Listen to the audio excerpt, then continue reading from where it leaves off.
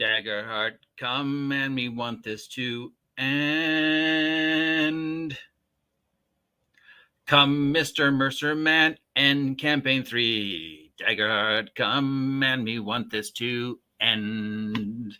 Let's face it, at this point, we only look forward to me doing this every Thursday so I can sing that song, What's Up, Nerds? It's your boy, the OG GM, coming to you live from Site B at 9:10 in the morning on the 27th day of June 2024. It is 60 degrees and hazy. The allergy bunnies are out in force today. I was mugged yesterday by the allergy bunnies, and they have been going nonstop on my head, my sinuses, and my eyes. So if I'm a little scatterbrained today, that's why. But it's Thursday, and on Thursday we check out the latest news from our friends over at Critical Role, and if there's any new controversy tormenting the Critical Role plane. And thankfully or sadly, the Critical Role controversy / news engine is sort of ground to a halt, other than the fact that Mercer can't seem to end campaign 3. So let's take a look at the numbers, and then we'll take a look at the very little news. This week on Twitch, 2 posts. So yeah, it is feeling like their association with Twitch is coming to an end as more and more people go over to Beacon. Strangely enough, we're not getting a lot of news / numbers out of Beacon, and I don't feel like signing up just to figure out what's going on with something that I said I was going to end in August anyway. Look, I'm ending this in August. Once Gen Con's over, I'm not doing the Dagger Heartbeats anymore. If there's some major Critical Role controversy comes up, obviously we'll do that. But I mean, this whole thing was to see, will this be the D&D killer game? Right now, it doesn't feel like it, but again, at the end of the day, it depends upon the fans. Anyways, we had Critical Role Campaign 3, Episode 98. 7 days ago, this was the live thing they did, which we'll talk about. It had 173K views on the Twitter. And then for some reason, they dragged up Candle Obscura again, which had 21.8K views. Guys, let it go. It was a failure. Move on. Is it safe to say the Illuminated Worlds experiment is done, or do you think they're going to revisit it and try other genres with it later on? A cyberpunk one seems like a no-brainer. Maybe a fantasy one, superheroes. I'd like to see what they could do with it, but let's just face it, Candle Obscura didn't work, and there's a lot of reasons it didn't work. One of the reasons was because the guy who wrote it said he doesn't like that genre. And 2, that wasn't their target audience. Meanwhile, over on the Tube of Views, Critical Role numbers, we had Campaign 3, Episode 98 with 263K views. That was the live production they did. They had Campaign 3, Abridged, Episode 10 with 11K views. And Mitz Season 3, Episode 19 with 9.7K views. So, again, it doesn't look like YouTube is the main source for Critical Role anymore either. Numbers are going down, views are going down. Why watch it here when you can pay to watch it on another channel? Meanwhile, on the Critical Role Dagger Heart actual site, the last update to the playtest was in May. The last update to the change logs was June 11th. Everybody's pretty much saying that the nuts and bolts are done for the most part as it goes into beta testing and then the Kickstarter. So we're hoping to see, as I've said, we're hoping that Gen Con is the weekend where we get the big news drop. And hopefully Gen Con, we find out what plans are for Dagger Heart, plans are for Campaign 4, plans are for the show. Okay, so now we're going to move on to is this really a controversy of the week from these guys. As you know, they did this big live thing for Campaign 3. And it featured 2 major moments. First, there's a picture of him. Our boy Sam Riegel is back with his brand new character, rocking his 80s glam rock look. He's playing a Minotaur Paladin Bard of Asmodeus. So that'll be interesting, that, you know, a paladin of a bad guy. But I'm sure Sam will play it. This is the character that he's playing to replace Fresh Cut Grass, so as you know, gave his life to kill the big bad. And then despite that moment, campaign 3 continues to plod along, and now we had this final build up to this final fight here. They're still on the moon. They're still slogging their way through the story on the moon to lead to the big moment, the big final, which I hope ends in a cliffhanger. But at this point, Brennan Lee Mulligan, or whatever this guy's name is, Brennan Lee Mulligan was introduced as the replacement DM. So once again, Mercer is stepping down for a 3-episode arc where they're going to go back in time or revisit a moment in time where they'll be playing characters from that moment in time. They're going back to the Calamity. Mercer stepping down. This happened once before. And Brennan Lee Mulligan, who's got some controversy associated with his name, as you may know, is stepping in as the new GM. Nothing says experience like a guy who's only been gaming since 2017, 2018, and is proud of that. I love all these fucks are proud of how they've only been gaming since 2018. Oh yeah, I'm a legend and a founder. I've been gaming since 2018. You're not a legend and a founder if you've only been gaming for 2018. That is not a badge of honor you should be wearing. Great that you came into the hobby. Talk to me when you've been playing 20 years from now. But anyways, yeah, so he's taking over for 3 episodes. They're going back in time to the Calamity to show what actually happened at the Calamity. And apparently one of the things people are upset about is A, they're doing time travel. B, the everything you think you know about the Calamity is wrong trope. After all these years of what the founding of Critical Role is, now they're going to go back and find out, oh, maybe everything you think about the Calamity is wrong. And then maybe 3 episodes, that would be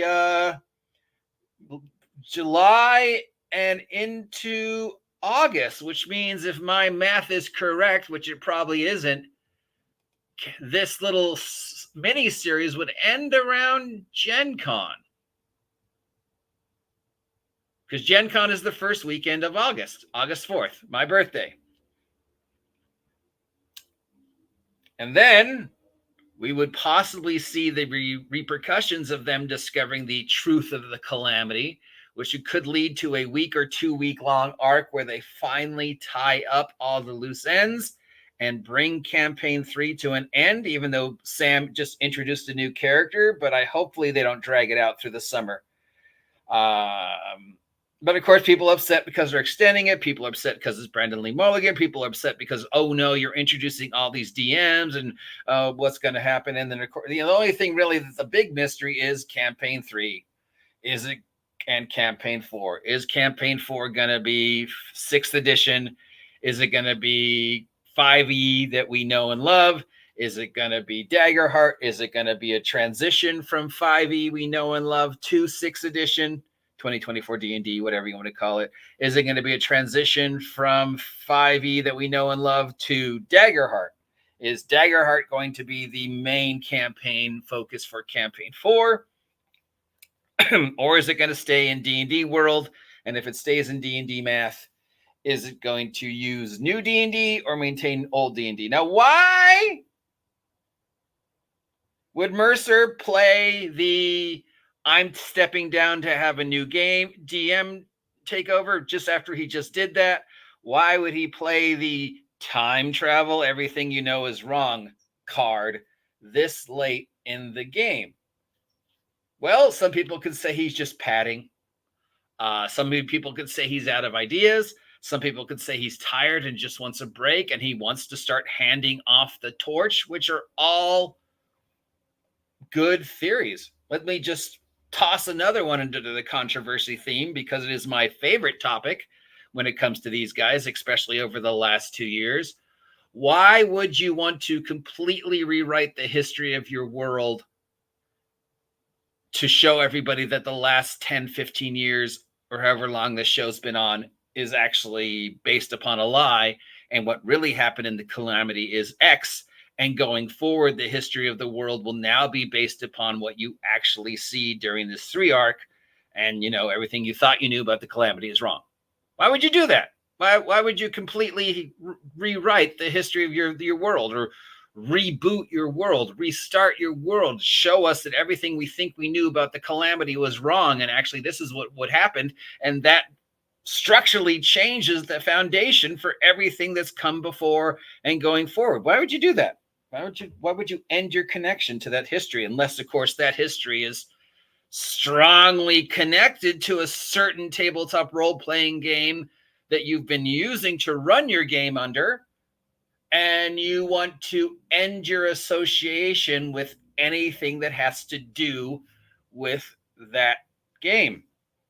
Going forward, you'd want your game to be associated with a new history that is 100% yours.